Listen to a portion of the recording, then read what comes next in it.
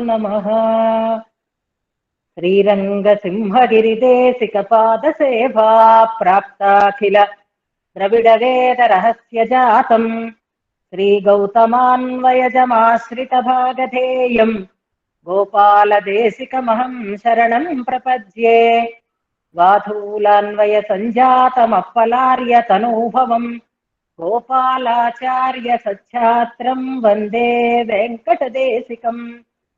श्रीवात्स्य वरदाचार्य पौत्रं तत्पदसंश्रयं तातार्यतनयं वन्दे रघुनाथाह्वयं गुरुम्। काश्यपान्वय सञ्जातं नारायणपदाश्रितं श्रीमन्नारायणं वन्दे यतीश्वरश्रियाजुषम्। సద్గ్రంథాధ్యయన సంగోష్ఠిని సాదరంగా ఈనాటి వ్యాసంగానికి ఆహ్వానిస్తున్నాను. నిన్నటి పాఠ్యాంశాన్ని మననం చేసి మన ముందు ఉంచినటువంటి దుర్గలక్ష్మి గారిని మనసారా అభినందిస్తున్నాను. మన పద్ధతి మానకుండా నిన్నటి నుంచి మనం వ్యాసంగాన్ని ప్రారంభం చేసుకున్నాం. అధ్యయనాన్ని నిన్న మనం చెప్పుకున్నటువంటి విషయాలని ఒకసారి మళ్ళీ తలపుకి తెచ్చేటట్లుగా సంగ్రహంగా మననం చేయడం అనేటటువంటి పద్ధతిని కూడా యథావిధిగా కొనసాగిస్తూ ఉండేటటువంటి గోష్ఠిని మనసారా అభినందిస్తున్నాను. సహృదయత అనేది ఎదుటివారి విషయంలో ఉండడం ఒక చక్కటి సంస్కారం. అలాగే గోష్ఠిలో ఉండే మీ అందరికీ కూడా భగవన్ నిర్ణయంగా మా కుటుంబానికి కలిగినటువంటి కష్టాన్ని సమధిగా భావించి అది తట్టుకొని నిశ్చలంగా ముందుకు సాగగలిగేటటువంటి శక్తి ఆ కుటుంబానికి కలగాలి అని మీరందరూ కోరుతూ ఉండేటటువంటి కోరిక, ప్రార్థన ఆ శక్తిని అందిస్తున్నాయి. నాకు కూడా దుఃఖంగా ఉంది అని ఆమె అనడమే ఆ ప్రేమకి, ఆ ఆత్మీయతకి నిదర్శనంగా భావిస్తున్నాను. అయితే ప్రతి ఒక్కళ్ళం భగవన్ నిర్ణయానికి కట్టుబడి ఉండవలసిన వాళ్ళమే. అది కట్టుబడి ఉండేటట్లుగా చేసేవాడు కూడా ఆయనే కనుక నెమ్మది నెమ్మదిగా మనం ఆ దుఃఖంలోంచి బయటికి వస్తాము. మళ్ళీ నిర్ణీతమైనటువంటి కర్తవ్యాన్ని నిర్వహించుకుంటూ ముందుకి సాగుతాము. ఇవాళ నిన్న మనం విషయాన్ని పూర్తిగా ప్రారంభం చేసుకోలేదు. దానికి ప్రాసంగికంగా కొత్త సంవత్సరం, రామనవమి ఉత్సవాలు, శ్రీరామచంద్ర వైభవం వీటిని గురించి ప్రస్తావించుకున్నాం.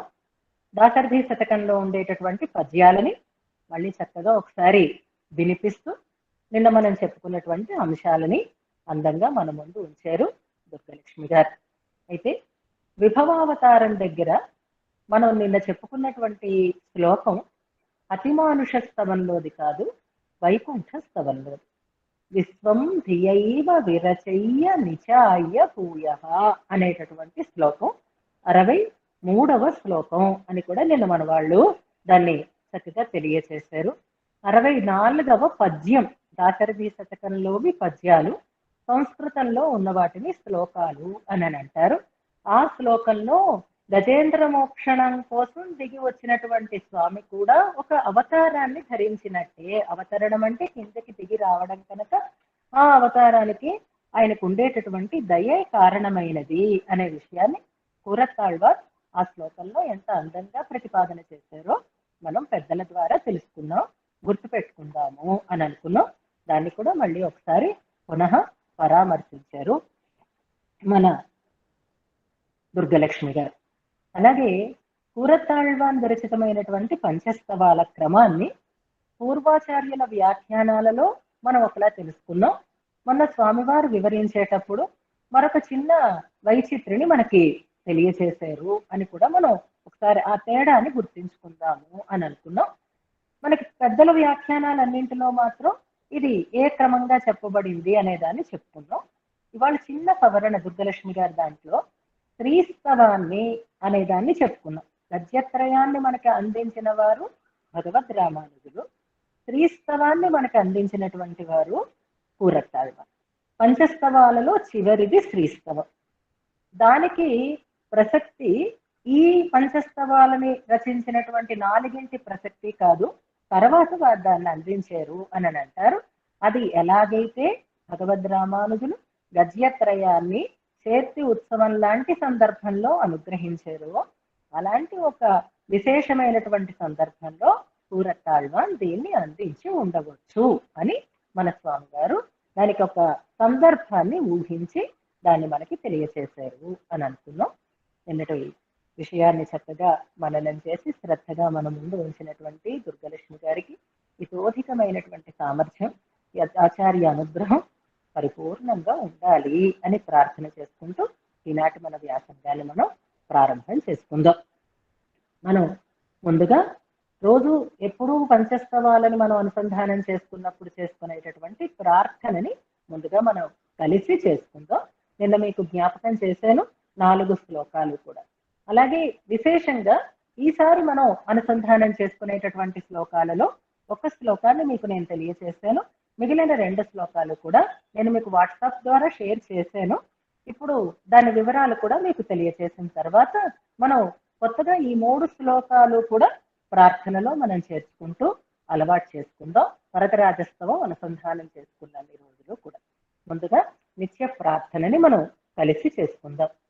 ప్రణామం లక్ష్మణముని ప్రతిగృహ్ణాతు మామకం ప్రసాదయతి యత్సూక్తి స్వాధీనపతికాం శృతిం అనుకల్పభూతమురజిత్ పదం సతాం అజహత్ త్రివర్గమపవర్గ వైభవం చలచిత్తవృత్తి వినివర్తన ఔషధం చరణం యతీంద్రచరణం వృణీమహే. శ్రీవత్సచిహ్నమిశ్రేభ్యో నమ ఉక్తిమధీమహే. యదుక్తయస్త్రయీ కంఠే యాంతి మంగళసూత్రతాం. శ్రీయామునార్యపద పంకజ సక్తచిత్తే శ్రీమత్పరాంకుశ గురూత్తమలబ్ధ విద్యే.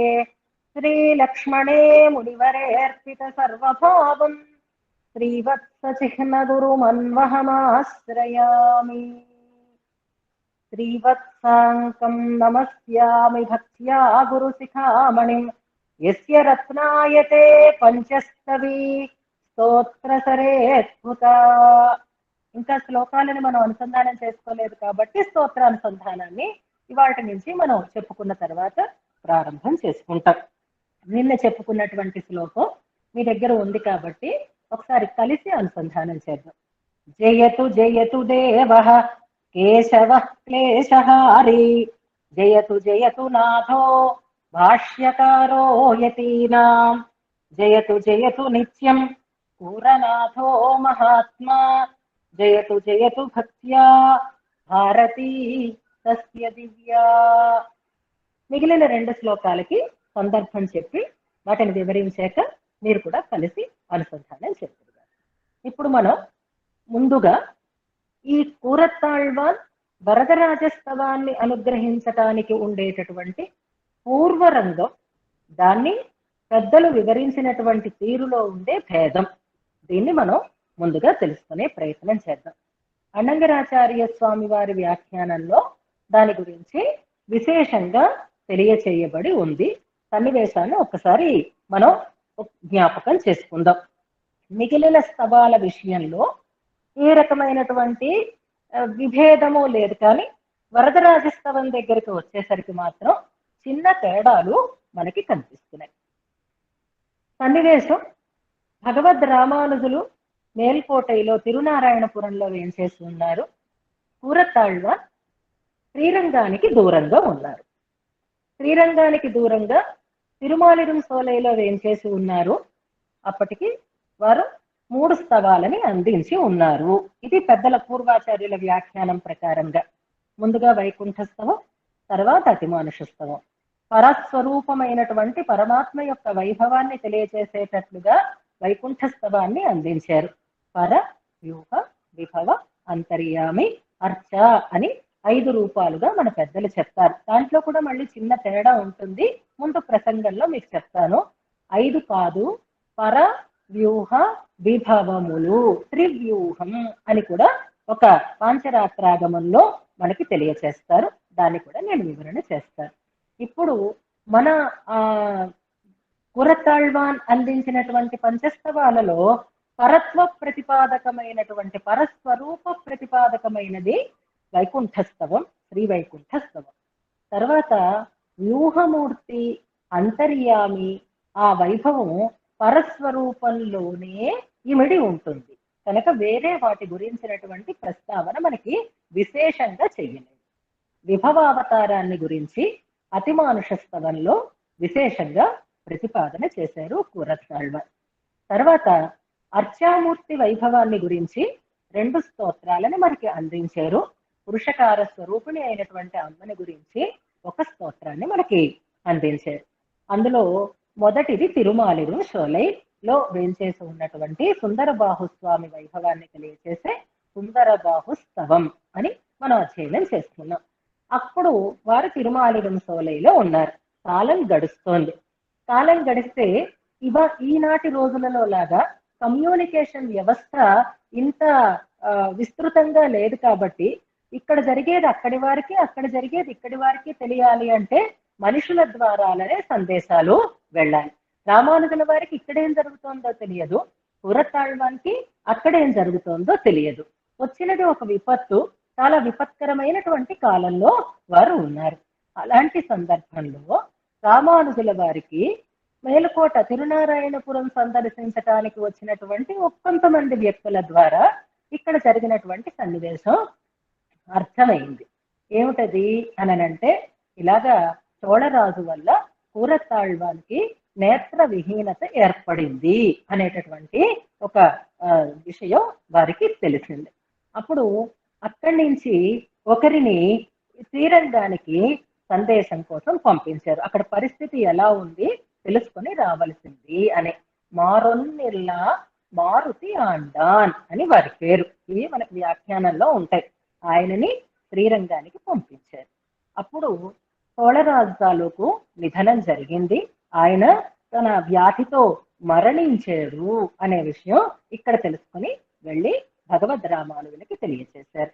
భగవద్ రామానుజులు వెంటనే కావలసినటువంటి సన్నివేశం ఏర్పడింది, ఆటంకం తొలగింది అని వారు మళ్ళీ తిరునారాయణపురం నుంచి శ్రీరంగానికి వేయించేసి వచ్చారు.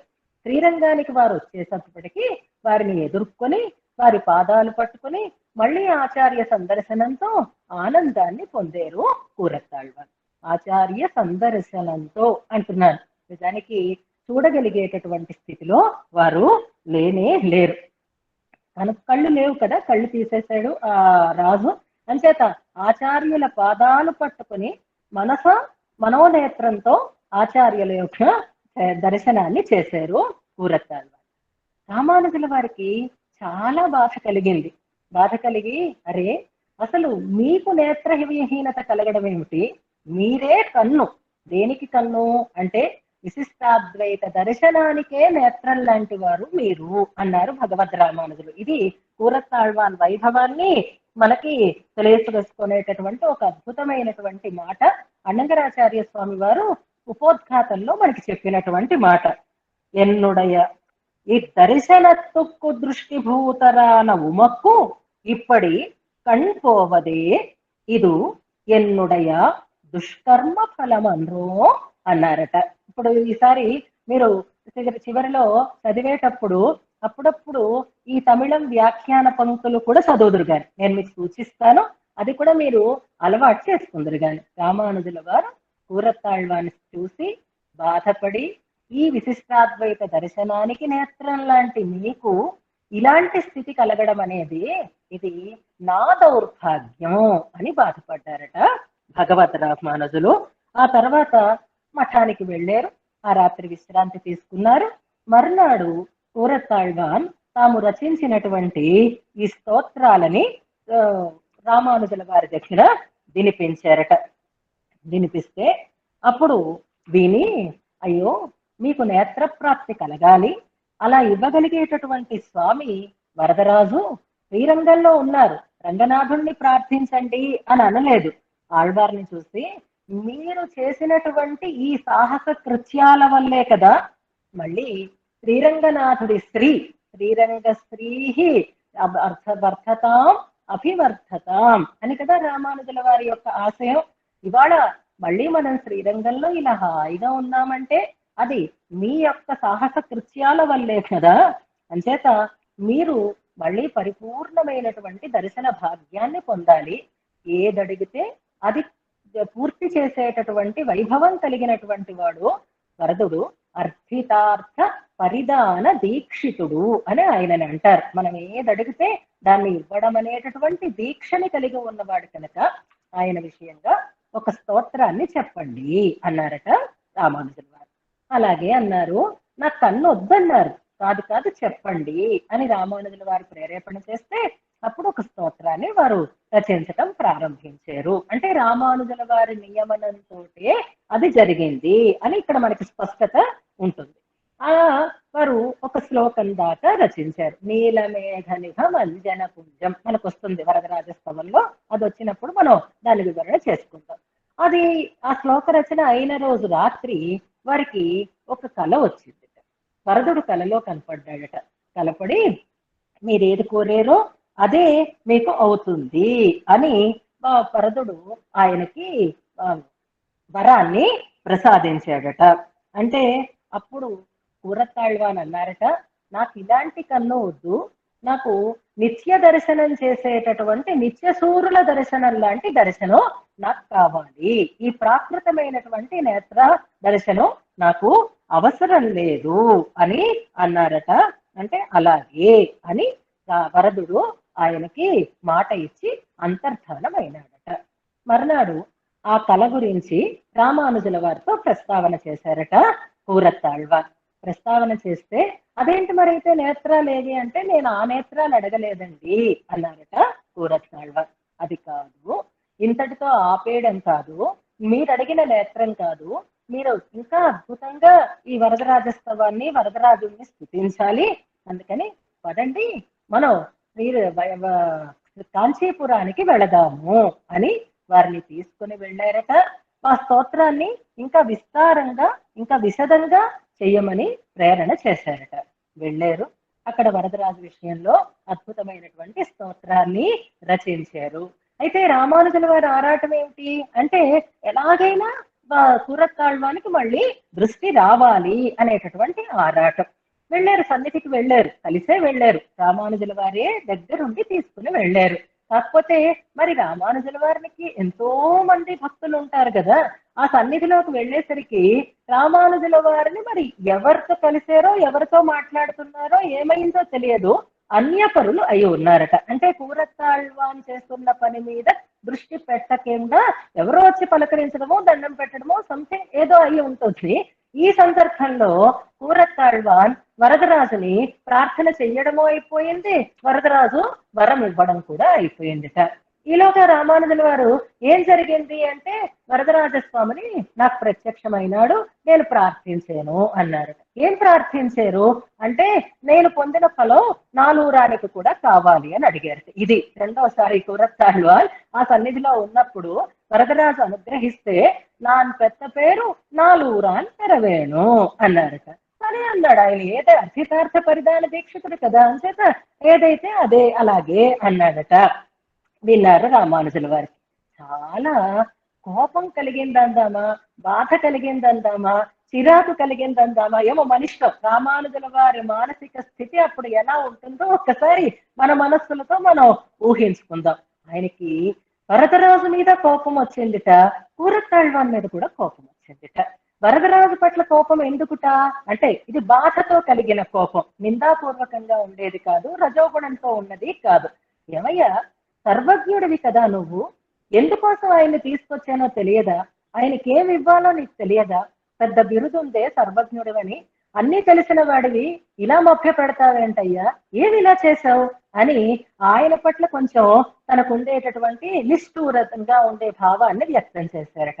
కూరతాళ్వాన్తో అన్నారు గత, ఏమండి మీరు ఎంతో వినయం ఎంతో పారతంత్ర్యం కలిగిన వారు అని నేను ఇన్నాళ్ళు నమ్మి ఉన్నాను, ఈ స్వాతంత్ర్యం ఏమిటండి అని కూరత్తాళ్వాన్ గురించి వాడు కొంచెం నిష్ఠూరంగా మాట్లాడాడు. ఇప్పుడు మంజుల గారు ఉన్నారనుకోండి, ఏదైనా ఏమంటారు, అమ్మగారు ఎలా చెప్తే అలాగా, అమ్మగారు చెప్పకుండా చెయ్యను, అమ్మగారు ఏమంటే అదే అంటారు కదా, అది నిక్కచ్చిగా పాటిస్తూ ఉంటారు కదా.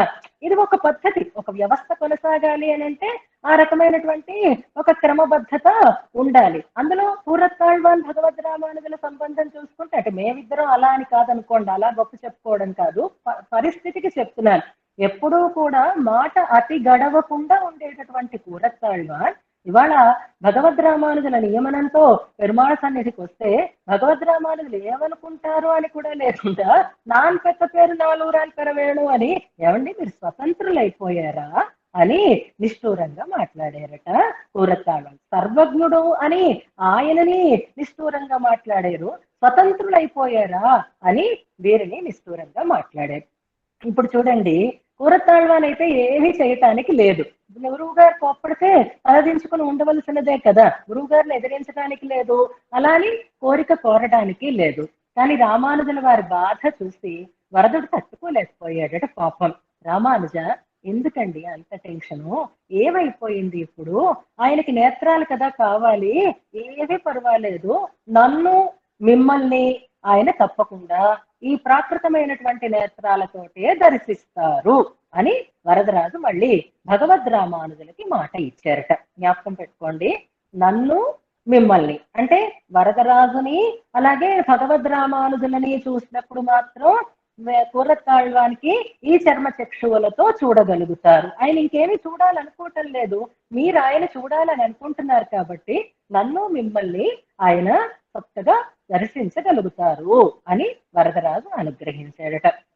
అప్పుడు కూరత్తాళ్వాన్ వరదరాజుని సేవించి అద్భుతమైనటువంటి ఆ దివ్య మంగళ విగ్రహ వైభవాన్ని అందంగా ప్రస్తావన చేశారు అంటారు. ఇది వరదరాజస్తవానికి పెద్దలు మనకి అందిస్తూ ఉండేటటువంటి గురు పరంపరా ప్రభావము మొదలైనటువంటి గ్రంథాలలో ఉండేటటువంటి ప్రస్తావన. ఇది రామానుజుల వారి నియమనంతో వారు చేసినటువంటి స్తవంగా దీని గురించి మనకి తెలియచేస్తూ ఉంటారు అంటారు. ఇది కాకుండా ఈ పంచస్తవాలకి వరదరాజస్తవానికి సంస్కృత వ్యాఖ్యానాన్ని అందించినటువంటి శ్రీనివాసాచార్య స్వామి వారి వ్యాఖ్యానంలో మరొక రకమైనటువంటి వివరణ కూడా ఉంది. అది మనకి భగవద్ విషయం వ్యాఖ్యానంలో కూడా ప్రస్తావనకి వస్తుంది, అది తర్వాత మనం చూద్దాము.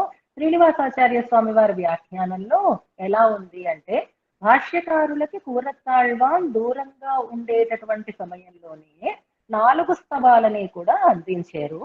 భాష్యకారులు వచ్చిన తర్వాత వాటిని రామానుజుల వారికి వినిపించారు. వినిపిస్తే వింటూ ఉన్నటువంటి రామానుజుల వారు నీలమేఘ నిభమంజన పుంజం అనేటటువంటి శ్లోకాన్ని విన్న తర్వాత, ఏది ఒకసారి తిరగండి అన్నారట కూరత్తాళ్వాన్ని. ఏమిటి తిరగాలి అంటే, ఈ శ్లోకం విన్న తర్వాత వరదరాజు అసలు నేత్రాన్ని ప్రసాదించకుండా ఉండడే, మీకు నేత్రాలు వచ్చేసి ఉండాలే అని ఒకసారి సరిగ్గా ఇది చూడండి అన్నారట రామానుజుల వారు. అంటే నిజమే, అది వరదరాజు దోషం కాదు, నేనే వద్దన్నాను అన్నారట కూరత్తాళ్వాన్. నాకు ఈ ప్రాకృతమైనటువంటి నేత్రం వద్దు అన్నాను, నాకు సదా దర్శనం చేసేటటువంటి శక్తిని ఇవ్వమని కోరేము, అందుకే నాకు ఈ చర్మ చక్షువులు రాలేదు అని భాష్యకారులతోటి కూరత్తాళ్వాన్ చెప్పారు అని దీనికి ప్రస్తావనగా శ్రీనివాసాచార్య స్వామి వారి వ్యాఖ్యానంలో ఉంటుంది. కానీ అన్నంగరాచార్య స్వామి వారు దాన్ని పూర్తిగా ఖండిస్తారు. ఎంచేత అంటే, ఇది పెద్ద ప్రమాణంగా మనం తీసుకోకూడదు, గురు పరంపరా ప్రభావం లాంటి గ్రంథాలలో చెప్పిన దానికి ఇది కొంచెం విరుద్ధంగా కనిపిస్తోంది కాబట్టి రామానుజుల వారి నియమనంతోటే వరదరాజస్తవ రచన జరిగింది అన్నదే పెద్దలు మనకి తెలియచేసినటువంటి సన్నివేశం అని దాన్ని అక్కడ అనంగరాచార్య స్వామి వారు స్పష్టం చేస్తారు. కనుక వరదరాజస్తవ ఆవిర్భావము, వరదరాజస్తవాన్ని అంత విస్తృతంగా అందంగా అందించగలిగినటువంటి స్థితికి కారణమైనటువంటి ఐతిహ్యం మనకి ప్రమాణ గ్రంథాలలో ఈ రకంగా చెప్పబడుతూ ఉంటుంది. దాన్ని తెలియచేసేటటువంటి శ్లోకమే మీకు నేను అందించాను కదా, 3 శ్లోకాలలో ఒక శ్లోకం చూడండి, మీ దగ్గర ఉంటుంది, లేదా రేపటి నుంచైనా మీరు దాన్ని తర్వాత చదువుదురు కానీ ఇప్పుడు అర్థం చెప్తున్నాను, విషయం చెప్పాను, ఇప్పుడు శ్లోకంలో మీరు అర్థాన్ని తెలుసుకుందరు గాని. శ్రీమల్లక్ష్మణయోగినో నియమనం మూర్ధ్నా దధత్. లక్ష్మణ యోగి అంటే రామానుజుల వారు. రామానుజుల వారి యొక్క నియమనాన్ని అంటే వారి ఆదేశాన్ని మూర్ధ్నా దధత్ శిరసా వహిస్తూ సాదరం ఆదరంగా శిరసా వహించి అని ఒకటి, ఆదరంతో చెప్పి అని ఒక అర్థం తీసుకోవాలి. శ్రీవత్సాంక గురుత్తమో గుణనిధి శ్రీ దేవాధిరాజస్తవం. అన్ని పదాలు చాలా స్పష్టంగా ఉంటాయి, మీరు అర్థం చేసుకుంటూ చదువుతారని వివరణ చేస్తున్నారు. శ్రీవత్సాంక గురు ఉత్తమ కూరత్తాళ్వాన్, శ్రీమల్లక్ష్మణ యోగి భగవద్ రామానుజులు.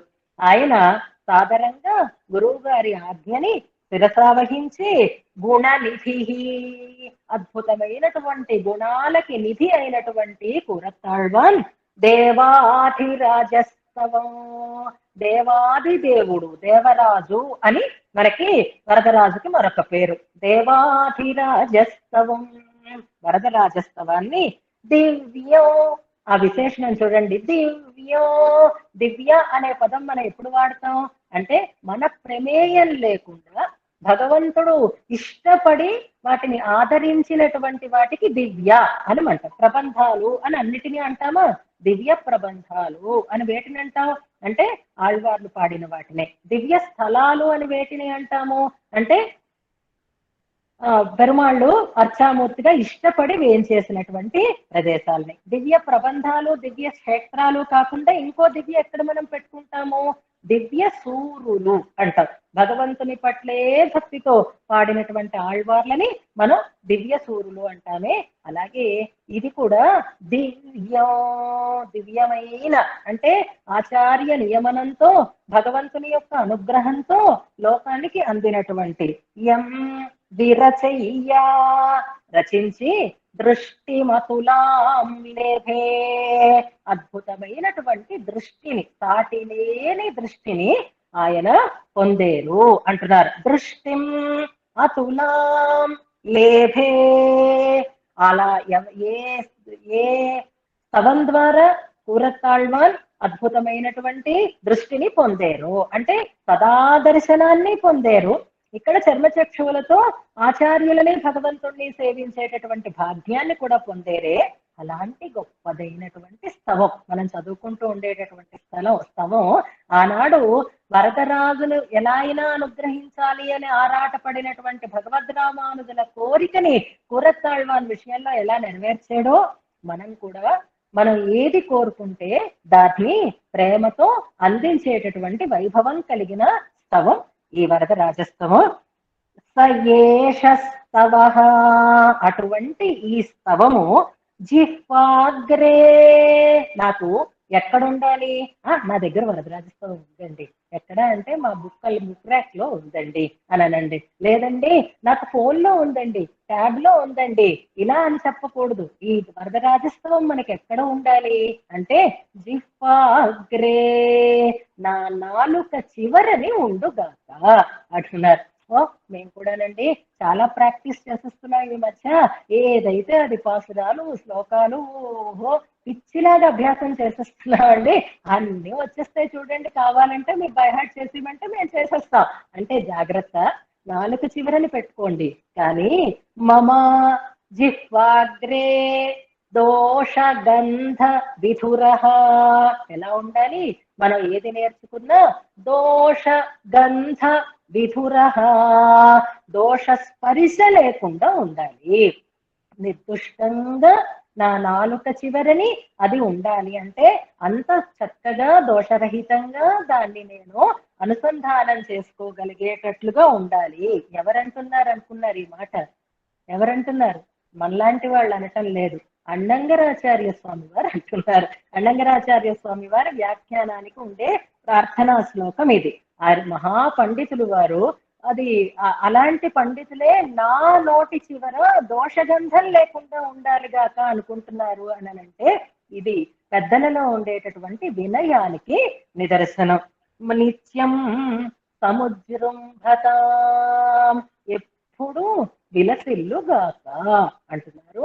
ఈ వరదరాజస్తవం అందులో వారు ఉండేదే కాంచీపురంలో కనుక, నిత్యం సేవించేదే వరదరాజుని కనుక, ఆ వరదరాజు వైభవాన్ని చెప్పినటువంటి ఈ స్తోత్రానికి ఉండేటటువంటి పూర్వరంగం ఇంత అపూర్వమైనది కనుక ఆ స్తవ ఎప్పుడూ నా నాలుక చివర నడయాడు గాక, దోషరహితంగా నడయాడు గాక అని వారు చేసినటువంటి ప్రార్థనని మనం కూడా రోజు చేసుకుందాం. సరే, ఎంతవరకు మనం దాన్ని కంఠగతం చేసుకుంటామనేది పక్కన పెడితే, వారి మాట కనుక వారి పట్ల ఉండేటటువంటి అనుగ్రహం మన పట్ల కూడా వరదరాజు తప్పకుండా కురిపిస్తాడు. ఈ వరదరాజస్తవ అనుసంధానం చేసుకున్న నాళ్ళు మనం ఈ శ్లోకాన్ని చక్కగా ప్రార్థనా శ్లోకంగా అనుసంధానం చేసుకుందాం. ఇప్పుడు ఈ శ్లోకం మీకు స్పష్టంగా అర్థమవుతుంది కాబట్టి చదువుతున్నప్పుడు ఆ మనసారా ఆ శ్లోకాన్ని అనుసంధానం చేద్దాం. అయితే ఎంత గొప్ప స్తవం అంటే నోరు ఊరుతూ ఉంటుంది. చూసారా, మంచి మామిడి పళ్ళు ఉన్నాయి, మంచిగా పండవేశాం, ఇంకా 2 రోజులకి అవి పండుతాయి అనుకోట్లే. అప్పుడు మామిడి పళ్ళు అంటే ఇష్టమైనటువంటి ఇంట్లో ఉన్న వాళ్ళందరికీ ఇక్క 2 రోజుల్లో పండిపోతే ఏమిటనుకున్నావు, ఎక్కడి నుంచి తెప్పించాలి అనుకున్నావు, అబ్బో ఎంత మంచి కలర్ వస్తుందంటే, ఎంత రుచిగా ఉంటాయంటే అని షుగర్ పక్కన పెట్టి మనకి దాని మీద ఉండేటటువంటి రుచిని పెంచడం కోసం ఎలాగైతే ఉవ్విళ్ళూరుతూ ఉంటామో, అలాగే ఒక అద్భుతమైనటువంటి స్తోత్ర వైభవాన్ని గురించి ఊరిస్తారు మనకి. ఊరి ఊరి అప్పుడు దాన్ని మనం అనుభవిస్తే ఆ వస్తువు తాలూకు రుచి, అందులో ఉండేటటువంటి రసం మనం గ్రహిస్తాం కనుక, ఇప్పుడు మనం చదువుకోబోయేటటువంటి వరదరాజస్తవం ఎలాంటిది అంటే హతావధ్య అంటున్నారు. అవధ్యం అంటే దోషం, హత అంటే పోయినా అని అర్థం, దోషము లేనిది అని అర్థం. ఇప్పుడు ఎలా చెప్పుకోవాలి దీనికి అంటే, మామిడి పండు మీరు ఉదాహరణ చెప్పారండి, నిజంగా మామిడి పండు మంచిదే, కానీ మాకు ఆరోగ్యం లేదు కదా, మేం తీసుకుంటే మాత్రం వికటిస్తుంది అని అంటారా? కానీ ఇప్పుడు అన్ని వచ్చేస్తున్నాయి మార్కెట్ లోకి, ఈ బియ్యం తింటే షుగర్ లెవెల్స్ రావు, మంచిగా ఉంటాయి అంటారు. ఇదివరకైతే బియ్యం తినద్దు అంటారు, ఇప్పుడైతే అలా మనకి వ్యాధిని పెంచకుండా ఉండేటటువంటి రీతిలో వస్తువులు ఎలాగైతే తయారవుతున్నాయో, అలాగే మనకు ఉండేటటువంటి ఏ దోషాలు మనలో నిలిచి ఉండకుండా చేసేటటువంటి గొప్ప స్తవం హతాభజ్య, దోషరహితమైనది. హృద్య, దోషరహితమైనదే కానీ రుచి లేకుండా ఉంటే ఎలా తింటామండి అంటే హృద్య, మనస్సుకి హత్తుకుంటుంది, మనస్సుకి ఇంపుగా ఉంటుంది. గుణగణ సమృద్ధ, అద్భుతమైనటువంటి శక్తిని గుణాలతో నిండి ఉన్నది. సుమధుర, చాలా ఇంపుగా ఉండేటటువంటి స్తోత్రం. గభీర, అలానే తేలిపోయేది కాదు, చాలా లోతైనటువంటి వేదాంత సారాన్ని మనకి అందించేటటువంటి స్తోత్రం. సౌహార్దం మనసి విదధాన, ఈ స్తోత్రంలో ఉండే గొప్పతనం ఇంకా బాగా చెప్తున్నారు. ఇందాక చూడండి, నాకు చాలా కష్టంగా ఉంది అమ్మగారి కష్టాన్ని తలుచుకుంటే అంటే అది సహృదయం అని అనుకున్నామే, అలాగే ఈ స్తోత్రాన్ని అనుసంధానం చేస్తూ ఉంటే సౌహార్దో మనసి విదధాన, ఆనాడు కూరత్తాళ్వాన్ వరదరాజస్వామిని ఎలా అనుభవించారో అదే స్థితి మన హృదయంలో కూడా కలిగేటట్లుగా చేసేటటువంటి స్తోత్రం ఇది. విజయతే, విలసిల్లుతోంది, ఉంది, మన అదృష్టం కొద్దీ ఇవాళ మనం దాన్ని పట్టుకున్నాం, అది మాత్రం ఎప్పుడూ మనకి అందుబాటులోనే ఉంది. యదీయా శ్రీ సూక్తి, అబ్బా ఇంత మంచి స్తోత్రాన్ని మనకు అందించినటువంటి మహానుభావులు. ఇది కేవలం వరదరాజోత్సవం విషయంలోనే చెప్పుకోక్కర్లేదు, పంచస్తవాల విషయంలో కూడా ఇది మనం అన్వయం చేసుకోవచ్చు. యదీయా శ్రీ సూక్తి, ఎవరి యొక్క శ్రీ సూక్తి అయితే, ఎవరి శ్రీ సూక్తులు ఇది అంటే కూరత్తాళ్వాన్ శ్రీ సూక్తులు. యదీయా శ్రీ సూక్తి, ఇది ఎవరి శ్రీ సూక్తో సఖలు భగవాన్ భద్రచరితః గురుః శ్రీవత్సాంకో నివసతు. సకలు భగవాన్, ఎవరి విషయంలో చెప్పబడిందో ఆ స్వామి, భద్రచరితః గురుః శ్రీవత్సాంకః, ఆ వరదరాజు లేదా అలాంటి స్త్రీ సూక్తిని అందించినటువంటి కూరత్తాళ్వాన్ నివసతు మదీయే హృది సదా, మదీయే హృది, నా హృదయంలో సదా నివసతు, సదా నిలిచి ఉండుగాక అని కోరుకుంటున్నాం. అంటే కేవలం భగవంతుణ్ణే కాదు, ఆ భగవంతుడి వైభవాన్ని మనకి అందించినటువంటి శ్రీ సూక్తులను అందించినటువంటి ఆ కూరత్తాళ్వాన్ కూడా నా హృదయంలో సదా నివసతు, మదీయే హృదయి సదా నివసతు అని మనం ప్రార్థన చేసుకుంటాం. ఈ శ్లోకం మాత్రం ఎప్పుడు పంచస్తవాలు చదువుకున్నా మనం ఈ హృతహతావద్య అనే శ్లోకాన్ని ఎప్పుడు చదువుకుందాం. రోజు ఇప్పుడు చదువుకుంటాం కాబట్టి మనం వేరే వాటిని కంఠస్థం చేసుకోక్కర్లేదు. మన జిహ్వాగ్రంలో దోషగంధ విధురంగా విలసిల్లుతూ ఉంటాయి ఈ శ్లోకాలు. కనుక రోజు రేపటి నుంచి మనం ఈ శ్లోకాలను అనుసంధానం చేసుకుంటూ మన అధ్యయనాన్ని కొనసాగించుకుందాం. ప్రార్థనా శ్లోకాలని చక్కగా అర్థం చేసుకుంటూ అనుసంధానం చేసుకుందాం. దాన్ని మీరు ఆ పదాలన్నింటినీ కూడా జాగ్రత్తగా గుర్తుపెట్టుకోండి. అలా భగవద్ రామానుజుల నియమనంతో ఏర్పడినటువంటి వరదరాజ స్తవం, దీనితో పాటుగా ఉండేటటువంటి మిగిలిన 4 స్తవాలకి కూడా పూర్వరంగాన్ని మనం ఐతిహ్యపూర్వకంగా చెప్పుకున్నాము. అయితే సుందరబాహు స్తవం తర్వాత ఈ వరదరాజ స్తవాన్ని అందించటానికి మరొక కారణాన్ని కూడా నిన్న మనం ప్రస్తావన చేసుకున్నాం. మీకు ఒక హోంవర్క్ కూడా నేను ఇచ్చి ఉన్నాను కదా, ఆ హోంవర్క్ లోకి ఇప్పుడు ఒక్కసారి వద్దాం. మనం సుందరబాహు స్తవానికి వెళ్ళిపోదాం. సుందరబాహు స్తవంలో చివరి శ్లోకాలలో మనం 3 శ్లోకాల గురించి నిన్న ప్రస్తావన చేసుకున్నాం. నిన్న నేను క్వశ్చన్ అడిగాను, మీరు సమాధానాలు కూడా నిన్ననే పెట్టేశారు, నేను సరిగ్గా గమనించలేదు. దశావతార వర్ణన జరిగింది, అది ఏ ఏ శ్లోకాలలో అంటే 90వ శ్లోకం దగ్గర నుంచి ప్రారంభించారు అని పెట్టారు. ఎవరో నేను చూశాను. అక్కడి నుంచి 116వ శ్లోకం వరకు మనకి దశావతారాలని గురించినటువంటి వర్ణన చేశారు. దశ అంటే సరిగ్గా అందులో 10 లేవు. మనం అవి చెప్పుకున్నప్పుడు మరొక విషయాన్ని కూడా చెప్పుకున్నాం. కూరత్తాళ్వాన్ తండ్రి, కూరత్తాళ్వాన్కి దీపాందుత్పన్న దీపం లాంటి అద్భుతమైనటువంటి వైభవం కలిగిన కుమారుడు భట్టరు, పరాశర భట్టరు వారు.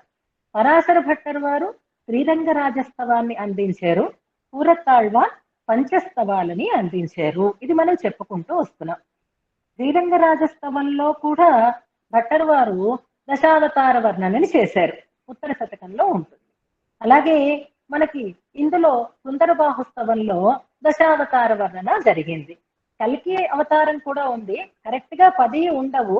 అయితే దానికి దీనికి తేడా మనం అప్పుడు చెప్పుకున్నాం. ఎంతమందికి గుర్తుందో తెలియదు కానీ దశావతారాలు అంటే మనకి రామావతారాలు 3 చెప్తారు మనకి.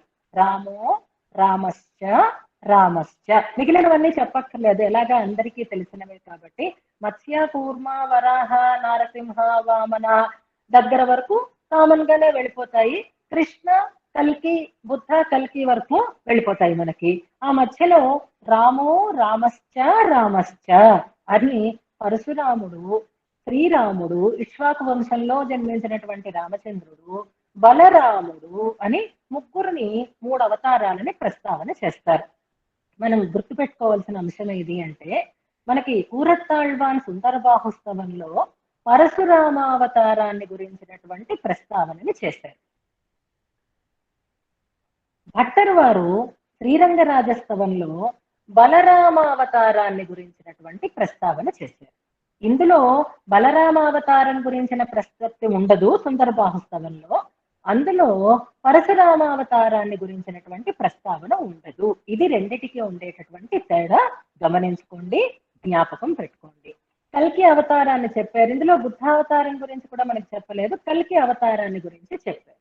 అయితే శ్రీకృష్ణ అవతారం అయిన తర్వాత అంటే 116వ శ్లోకం తర్వాత కల్కి అవతారాన్ని గురించినటువంటి చెప్పినటువంటి శ్లోకం మనకి 120వ శ్లోకం. కల్కి భవిష్యన్ అని స్పష్టంగానే ప్రారంభం అవుతుంది. మధ్యలో 3 శ్లోకాలలో ఏం చెప్పారు, వాటి ప్రస్తావన ఈ విభవమూర్తి దగ్గర ఎందుకు వచ్చింది అనేది ఒకసారి మనం తెలుసుకుంటూ వరదరాజస్వామి వైభవాన్ని గురించి ప్రస్తావన అందులో ఉంది అనేది గమనించుకుంటూ మనం ముందుకు సాగుతాం. అందులో మనకి 117 శ్లోకంలో సుందరబాహుస్వామి వెంకటాద్రినాథుడు లేదా వెంకటాద్రినాథుడే సుందర బాహుస్వామిగా ఇక్కడ వేయించేసి ఉన్నాడు అని వెంకటాద్రినాథునికి సుందర బాహుస్వామికి అభేదాన్ని చెప్పారు ఆ శ్లోకంలో. తర్వాత 118వ శ్లోకంలో వరదరాజస్వామికి సుందర బాహుస్వామికి అభేదాన్ని చెప్పారు. 119వ శ్లోకంలో శ్రీరంగనాథునికి అలాగే సుందర బాహుస్వామికి అభేదాన్ని చెప్పారు. అంటే రంగనాథుడు, వరదరాజు, తిరుమలేశుడు, సుందర బాహుస్వామి అని చెప్పారు. విభవమూర్తులని చెప్తూ అర్చామూర్తులని ఎందుకు అక్కడ ప్రస్తావన చేశారు అనేది కూడా మనం అక్కడ చెప్పుకున్నామా? ఏమోనండి, నేను ఇప్పుడే జాయిన్ అయినానండి, నెల రోజులు అయిందండి, నేను అప్పుడు జాయిన్ అవ్వలేదండి అని తప్పించుకోకండి. అప్పటి నుంచి ఉన్నవాళ్ళైనా ఇప్పుడు జాయిన్ అయిన వాళ్ళైనా మళ్ళీ గుర్తుపెట్టుకుంటారని ఒకసారి ఆ ప్రస్తావన చేస్తున్నాను. ఇందాక చెప్పాను కదా, పర, వ్యూహ, విభవ అని 3 రూపాలనే తీసుకునేటటువంటి స్థితి పాంచరాత్రాగమంలో మనకి కనిపిస్తుంది అని, అంత పరత్వాది పంచకమని పర పర వ్యూహ, విభవ, అంతర్యామి, అర్చామూర్తులు అని అయితే అందులో పరవ్యూహ విభవాలు 3ంటినే ప్రధానంగా స్వీకరిస్తుంది ఆగమ శాస్త్రం. దాని గురించినటువంటి వివరణ మీకు ఎప్పుడైనా రిఫర్ చేసుకోవాలంటే, ఇవాళ నేనున్నాను చెప్తున్నాను, ఇవాళ మీరు ఉంటారు, తర్వాత ఈ వీడియో తర్వాత వినొచ్చు వినకపోవచ్చు, కానీ రిఫరెన్స్ కి మీకు ఎప్పుడైనా కావాలి అంటే ఆ రిఫరెన్స్ బుక్ కూడా నేను మీకు చెప్తాను, మీకు సందేహం లేకుండా. మన రఘునాథాచార్య స్వామి వారు అందించినటువంటి శ్రీ విష్ణు సహస్రనామ స్తోత్రంలో వరారోహ అనేటటువంటి నామం అయిన తర్వాత ఈ అవతారాల గురించినటువంటి ప్రస్తావనని వివరిస్తారు వారు. శ్రీపరాశర భట్టరు వారు ఈ నామాలని 1000 నామాలని వివరించేటప్పుడు ఆ నామాల యొక్క వైభవాన్ని ఈ 3 అవతారాల పరంగానే వివరణ చేస్తాను అని ముందుగా చెప్పారనమాట. అందుకని ఆ 3 అవతారాలు ప్రధానంగా ఎక్కడ చెప్పబడ్డాయి అనే దాన్ని చెప్తారు. ఇప్పుడు మనం మిగిలిన 2 అవతారాలు పక్కన పెడితే విభవ అవతారం దగ్గర మనం తీసుకుంటే గమనించండి జాగ్రత్తగాను. అంటే అంతర్యామి లేదని కాదు, అర్చ లేదని కాదు, అంతర్యామి ఎలాగా నారాయణుడు అంతర్బహిష్య తత్సర్వం వ్యాప్య నారాయణ స్థిత అన్నప్పుడు పరత్వంలోనే అది కూడా మనకి అంతర్భవించి ఉంటుంది.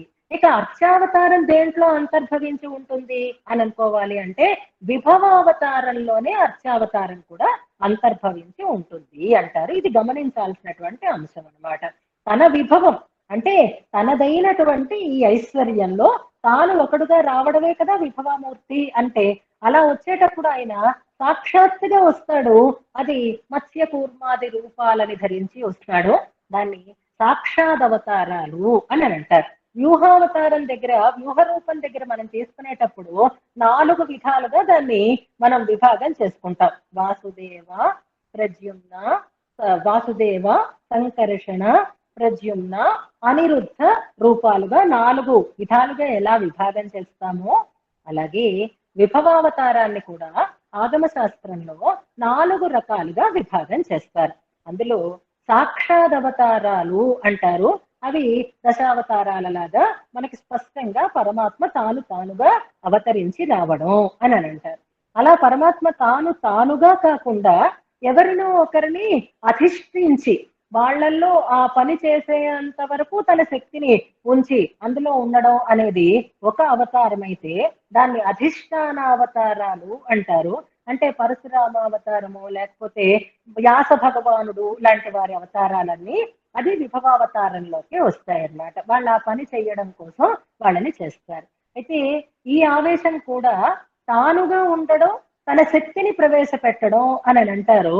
శక్తి ఆవేశాలు అని అంటారు. వాటిని ఆవేశావతారాలు అంటారు కొన్నింటిని. అది కార్తవీర్యార్జునుడు, పురంజయుడు ఇలాంటి వాళ్ళ పేర్లు కథలు మనం వింటూ ఉంటాం చూసారా. వాళ్ళల్లో కూడా ఒక విలక్షణమైనటువంటి భగవత్ శక్తి కనిపిస్తూ ఉంటుంది మనకి. అది ఆవేశావతారం అని అంటారు. తర్వాతది అర్చావతారం అని చెప్తారు. విభవావతారంలోనే ఒక విభాగంగా అర్చావతారాన్ని అక్కడ మనకి స్పష్టంగా ప్రస్తావన చేస్తున్నారు. అలా అర్చామూర్తిగా వచ్చినది కూడా విభవ రూపంలోనే అంతర్భవింప చేస్తారు కాబట్టి అదొక శాస్త్రం ఉంది కాబట్టి మనకి సుందర బాహుస్తవంలో ఈ అర్చామూర్తుల ముగ్గురిని కూడా ఇక్కడ వరుస క్రమంలో కలిపి చెప్పారు అని మనం ఇక్కడ అర్థం చేసుకుంటే విభవావతార విభాగంలో ఒకటి అర్చావతారంగా మనకి ఎక్కడ చెప్పబడింది, ఏది ప్రమాణం అన్నదానికి మనకి ఇక్కడ వివరణ తెలుస్తుంది. అది విష్ణు సహస్రనామ స్తోత్ర గ్రంథంలో వ్యాఖ్యానంలో స్పష్టంగా మనకి కనిపిస్తుంది. ఇప్పుడు ఒక వివరణ మనకు వచ్చింది. అంటే 4 విధాలుగా తీసుకున్నప్పుడు విభవావతారంలో ఒక విభాగమే అర్చావతారంగా, ఇది కూడా విభవమే కదా, ఆ దేశము ఆయన విభవమే, ఆ మూర్తి ఆయన విభవమే.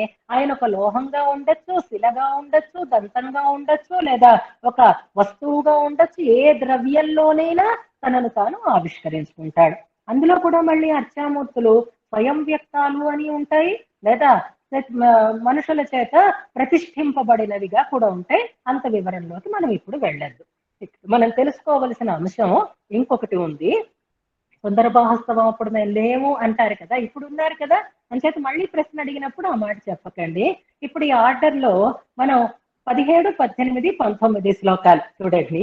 అందులో మొట్టమొదట వెంకటాద్రినాథుడి గురించి ప్రస్తావన. వాళ్ళ శనివారం కదా, అందులో వరదరాజు వెంకటాద్రినాథుడి ఇద్దరికి కూడా కంపారిజన్ మనం తీసుకోవాలి. మొదట వెంకటాద్రినాథుడి గురించి, తర్వాత వరదరాజు గురించి, తర్వాత రంగనాథుడి గురించి వచ్చింది. కానీ సంప్రదాయంలో వరుస ఎలా ఉంటుంది ఒకసారి గమనించండి. సంప్రదాయంలో మొట్టమొదట ఏ పెరుమాళ్ళని గురించి చెప్తారు, ఏ దివ్య దేశాన్ని గురించి చెప్తారు అంటే కోయిల్ అంటారు. కోయిల్ అంటే శ్రీరంగం కదా, తర్వాత తిరుమలై అంటారు, తర్వాత పెరుమాళ్ కోయిల్. ఇది కదా సంప్రదాయంలో పెద్దలు అనుసరించేటటువంటి వ్యవస్థ. మనకి మిగిలిన దివ్య దేశాలన్నిటికీ కూడా ప్రధానమైనటువంటి క్షేత్రం అంకి లాంటిది శ్రీరంగం అంటారు కాబట్టి కోయిల్, తిరుమలై, పెరుమాళ్ కోయిల్ అనేది కదండి వరస. మరి ఇంత అద్భుతమైనటువంటి సంప్రదాయ పరిజ్ఞానం కలిగినటువంటి కూరతాళ్వాన్ ఇక్కడ ఆ క్రమాన్ని ఎందుకు పాటించటం లేదు? మేమే పాటించాం కదా, ఈ సద్గ్రంథాధ్యయన సంగోష్ఠికే ఇంత పరిజ్ఞానం ఉంది. అందుకే మొదటి వార్షికోత్సవం శ్రీరంగంలో వెళ్ళి శ్రీరంగనాథున్నే సేవించుకుని తర్వాతే సుందర బాహుస్తవం సన్నిధికి వెళ్ళాము. రెండవ వార్షికోత్సవం దగ్గర మేమేమో తిరుమలైకే వెళ్ళాము. ఇదిగో ఇప్పుడు పెరుమాళ్ కోయిల్కి వెళ్ళబోతున్నాము, 3వ వార్షికోత్సవం. మేమే ఇంత శ్రద్ధగా మేమే ఇది పాటిస్తుంటే మరి కూరతాళ్వాన్ ఎందుకండి అలాగా వ్యతిక్రమంగా అలా క్రమాన్ని తప్పి చెప్పారు అని సందేహం రావాలా అక్కర్లేదా? వచ్చింది, నివృత్తి అయిపోయింది, మర్చిపోయాం మనందరం కూడా కదా. ఎందుకు ఇక్కడ మొదట అందులో మధ్యలో ఉన్న తిరుమలైని ముందు పెట్టారు, శ్రీరంగాన్ని చివరి పెట్టారు, మధ్యలో పెరుమాళ్ కోయిల్ని పెట్టారు కదా. దీనికి కారణం అక్కడ వ్యాఖ్యానంలో అందంగా చెప్తారు. మనకి తిరుమలైని ముందు చెప్పడానికి కారణం ఏమిట అంటే మనకి దక్షిణ తిరుమల, ఉత్తర తిరుమల అని శ్రీ సుందర బాహుస్వామి సన్నిధి తిరుమాలిరుంశోలై, అలాగే తిరుమలై రెండింటినీ తిరుమల అని వ్యవహరిస్తారు. ఇవి భూదేవికి హృదయ స్థానాలు అని అంటారు. అది వడమలై, ఇది తెన్మలై అంటారు. తెన్మలై మనకి అழகர் కోయిల్ అయితే, తిరుమాలిరుంశోలై అయితే, వడమలై మనకి తిరుమల వెంకటాచలం అని చెప్తారు. కాబట్టి ఇక్కడ తెన్మలైని గురించినటువంటి వర్ణన చేస్తూ వడమలై గురించినటువంటి మొట్టమొదటి ప్రస్తావనని చేశారు అంటారు. తిరుమలైని మొదట ప్రస్తావన చేయడానికి కారణాన్ని చెప్తారు. కొని బాగుంది, తర్వాతైనా శ్రీరంగాన్ని గురించినటువంటి ప్రస్తావన చేయాలి కదా అంటే శ్రీరంగాన్ని గురించి చివరిలో చెప్పాడు, తర్వాత చెప్పింది వరదరాజు గురించి చెప్పారు. ఆ శ్లోకం ఒక్కసారి మనం చూసుకుందాము. 118వ శ్లోకం. హస్తిశైల నిలయో భవన్ భవాన్ సాంప్రతం వరదరాజసాహ్వయః ఇష్టమర్థమనుకంపయా దదత్ విశ్వమేవ దయతేహి సుందరా అనేది ఆ శ్లోకం. హస్తిశైల నిలయో భవన్ భవాన్ అంటూ ప్రారంభం చేశారు. సుందర బాహుస్వామినే పిలుస్తున్నారు, నువ్వు హస్తిశైల నిలయుడవై ఉన్నావు అంటున్నారు, వరద అంటున్నారు, ఇష్టమైనటువంటి వాటిని ఇస్తున్నావు అంటున్నారు. దీనికి కారణం ఏమిట అంటే ఇప్పుడు పర్వతాన్ని వర్ణిస్తున్నారు, తిరుమాలిరుంశోలై గురించి చెప్తున్నారు. అది ఒక కొండ, శ్రీరంగం కొండ కాదు కదా. కొండల గురించి వరుస పూర్తి అయిపోనివ్వండి, తర్వాత మామూలు ప్రాంతానికి వద్దాము అని అనుకున్నారు. ప్రధానమైనటువంటి కొండగా తిరుమలని ముందు చెప్పారు. కొండ అనేటటువంటి ఒక సారూప్యం ఉంది కాబట్టి వెంటనే హస్తిశైలాన్ని గురించి చెప్తున్నారు అంటారు. దానికి వివరణని ఇస్తారు. ఈ రెండు చెప్పాక శ్రీరంగాన్ని చెప్పకుండా ఎలాగా? అందుకని శ్రీరంగానికి తర్వాత పరిశేష న్యాయం అంటారు. అంటే మిగిలిన దాన్ని కూడా విడిచిపెట్టకుండా తప్పకుండా దాన్ని కూడా ప్రస్తావన చెయ్యడం.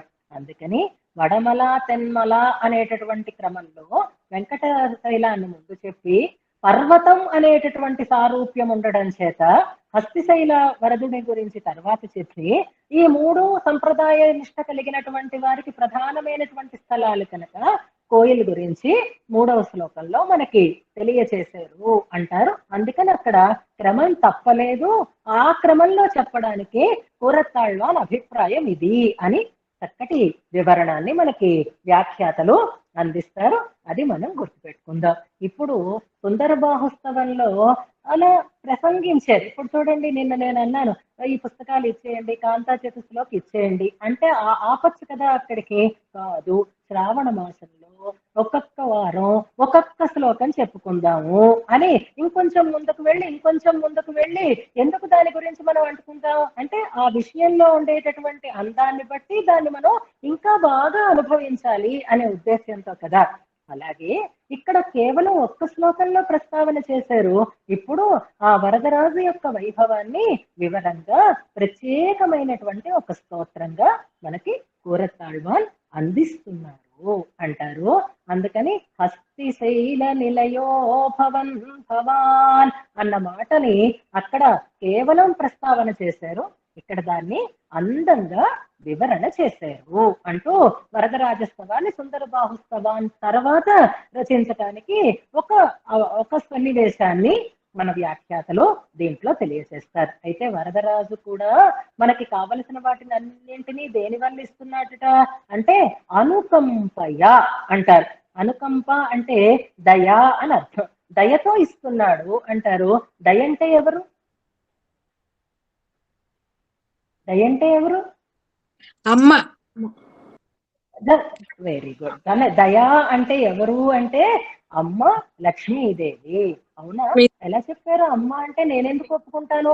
మీరు దానికి ఒక ప్రమాణాన్ని కూడా చూపించాలి అని అంటే, దేవ్యా కారుణ్య రూపయ, ఆమె కారుణ్య రూప అయినదే దేవి అనే అమ్మ గురించి దయ. మనకి దయాశతకం ఉండనే ఉంది. శ్రీనివాసుని దయే అమ్మవారు అని ఆ దయనే ఒక దేవేరిగా అద్భుతమైనటువంటి స్తోత్రాన్ని వేదాంత దేశకులు అందిస్తారు. అది కాదండి, మాకు రామాయణంలో దీనికి ఒక చిన్న ఉదాహరణ చెప్పండి. మొన్నటి దాకా మేము రామాయణమే చదువుకున్నాం, మొత్తం రామాయణం చదవలేస్తామండి, మేము సుందరకాండ ఒక్కటే చదివాం, దాంట్లో ఏమైనా మీరు చెప్పగలరా అంటే చెప్పగలం. ఎలాగా అంటే బ్రహ్మాస్త్రాన్ని ప్రయోగించాడు కాకాసురుడి మీద, కానీ ఆ కాకాసురుడు వధార్హుడే అయినాడు, అయినప్పటికీ కూడా ఆయనని సంరక్షించాడు అన్న ఒక శ్లోకం ఉంటుంది చూడండి. కాకాసుర వృత్తాంతాన్ని చెప్పినటువంటి సర్గ ఏదో గుర్తుపెట్టుకోండి. మొన్ననే అవధానాలు చేశారు కదా మీరు, ఏ సర్గలో ఏ విషయం ఉందో అన్ని చక్కగా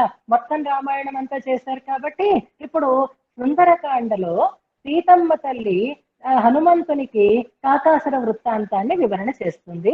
ఏ సర్గలో చేస్తుంది? ఆ సర్గలో ఒక శ్లోకం కూడా చాలా ఇంపార్టెంట్ అయిన శ్లోకం. ఆ సర్గ కూడా ఒక రకంగా మనకి చాలా ప్రధానమైనటువంటి శ్లోకం. ఇప్పుడు పెట్టినవన్నీ తప్పులు అవుతున్నాయి, జాగ్రత్తగా చూసి పెట్టుకోండి.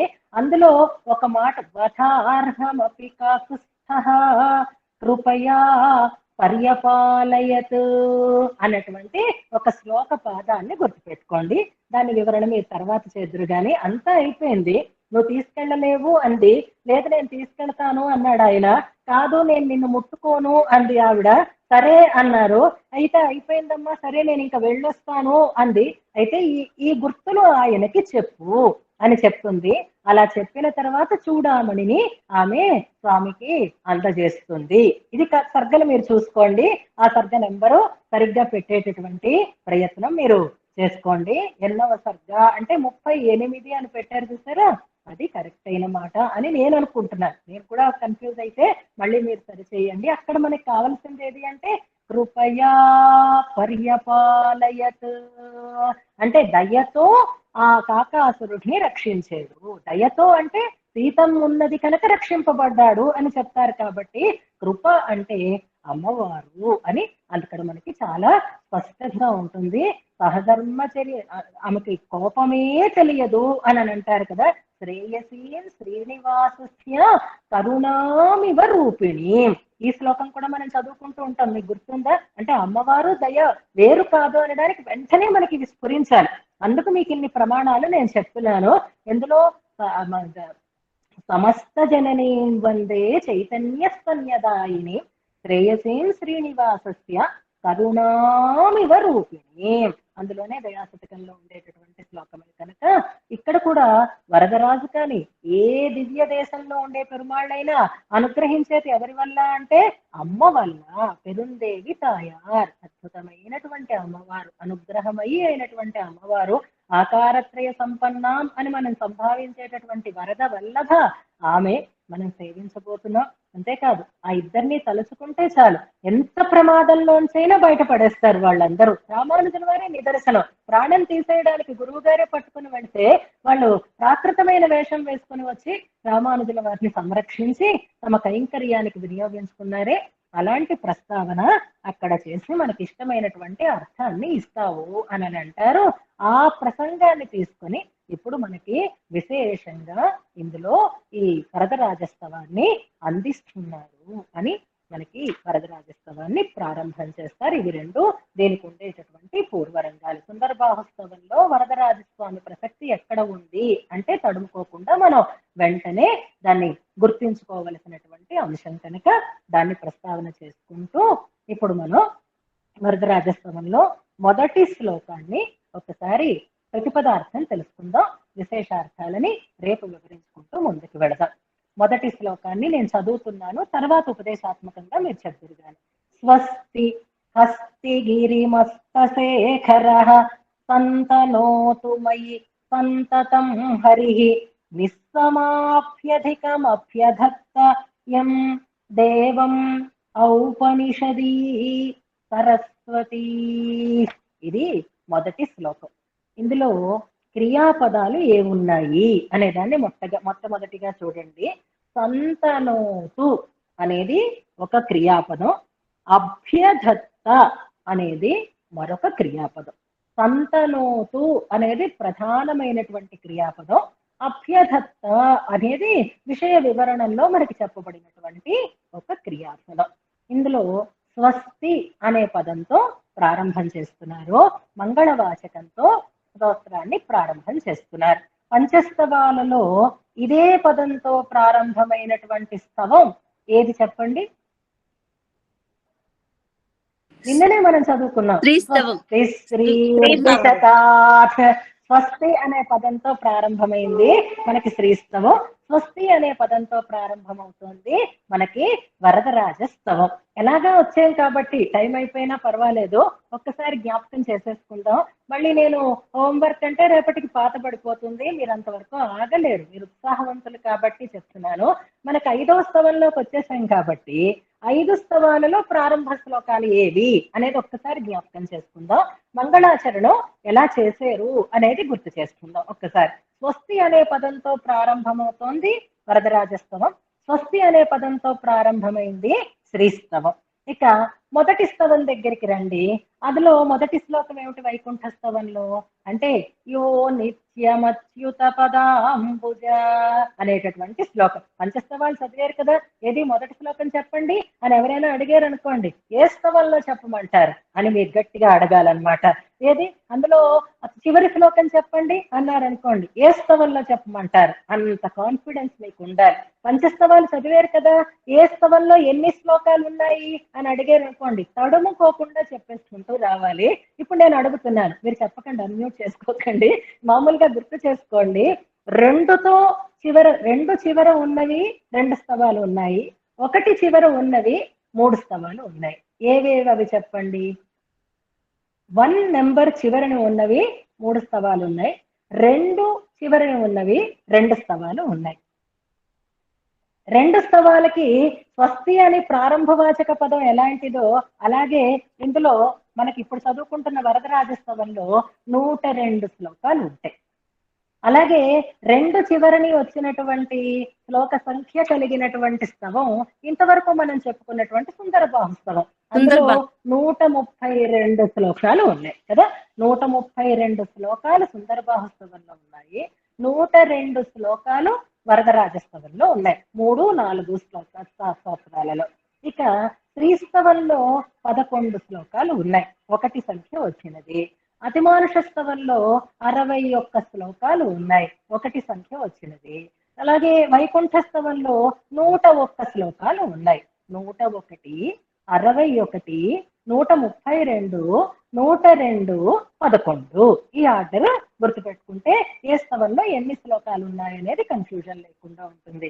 గుర్తుపెట్టుకోవడానికి 1, 3, 2, 2 అనేది గుర్తుపెట్టుకోండి. ఇక ప్రారంభ శ్లోకాల దగ్గరికి మనం వస్తే ప్రారంభ శ్లోకాలలో యో నిత్యమచ్యుత అంటూ ఆచార్య వందనంతో ప్రారంభం చేశారు వైకుంఠ స్తవాన్ని, రామానుజ వందనంతో నమస్కారంతో.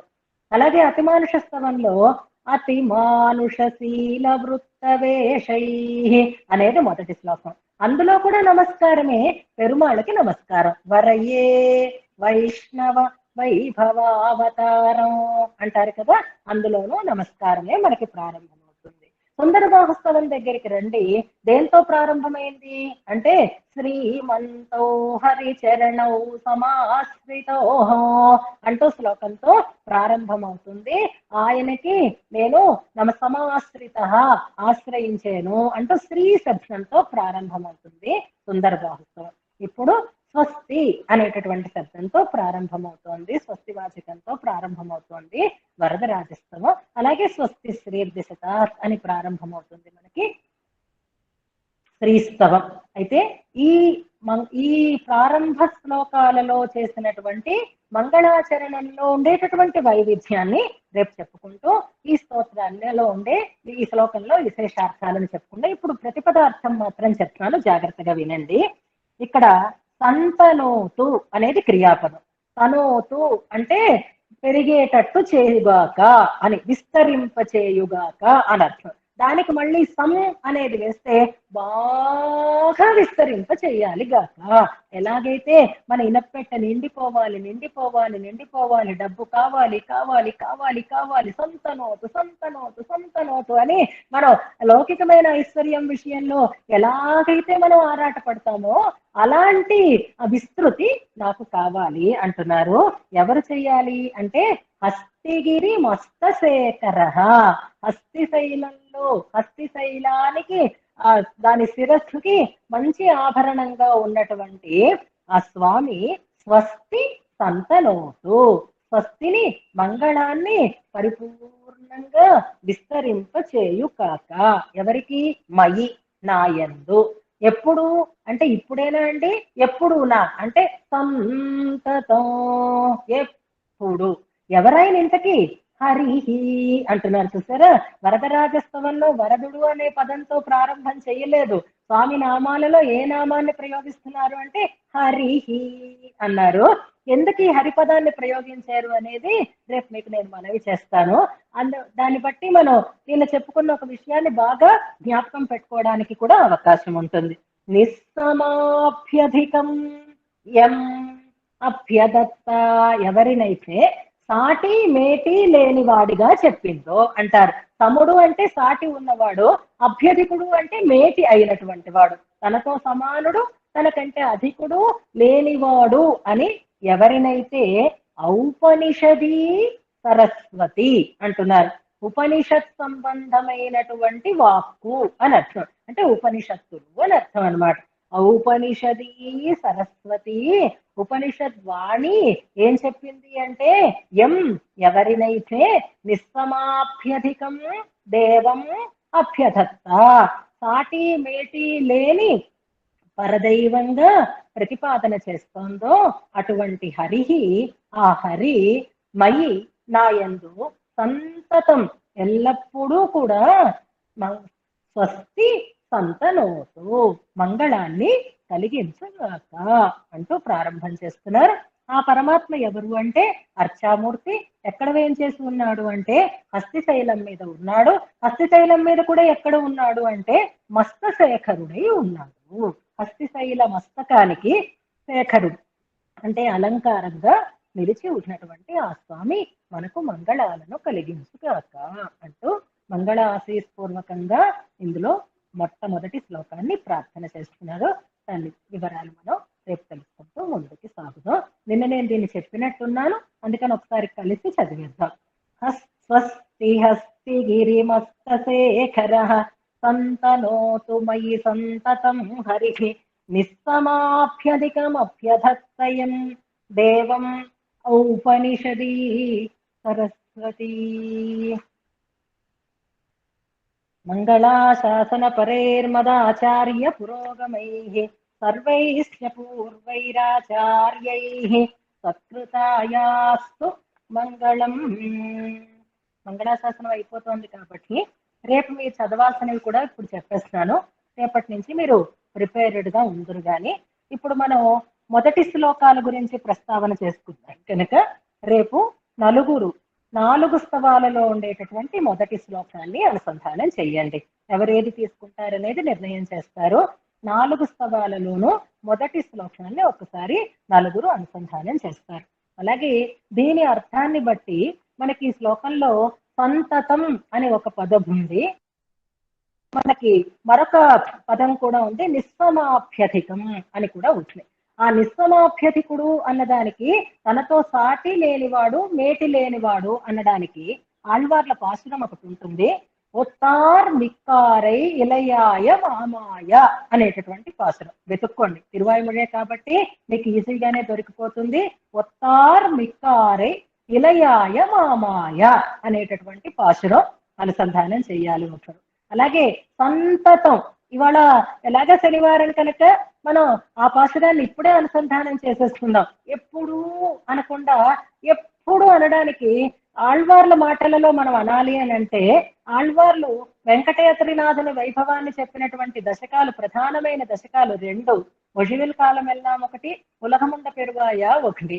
అందులో ఒழிవిల్ కాలమెల్లాం ఉడనాయమన్రి అని వజువిలా అడిమై అన్న పాసురాన్ని మనం ఇవాళ అనుసంధానం చేసుకుంటూ రేపు 4 శ్లోకాలు ఒత్తార్మిక్కారయ్యలయాయ మామాయ అనేటటువంటి పాసురాన్ని అనుసంధానం చేస్తారు. కానీ వాషి తిరునామాలు చదువుకుందాం. சீராரும் திருப்பதிகள் சிறக்க வந்தோன் வாழியே தென்னரங்கர் சீரருளை சேருமவன் வாழியே வாராரும் திராசற்பதம் பணிந்தோன் வாழியே வாழியத்தினுட்பொருளை பகருமவன் வாழியே நாராயணன் சமயம் நாட்டினான் வாழியே நாளூரான் தனக்கு முத்தி நல்கினான் வாழியே ஏராரும் தையில் அத்தச்சிங்கோ உதித்தான் வாழியே எழில் கூறத்தாழ்வான் தன் இணையடிகள் வாழியே. கூறத்தாழ்வான் திருவடிகளே சரணம். ஸ்வஸ்தி.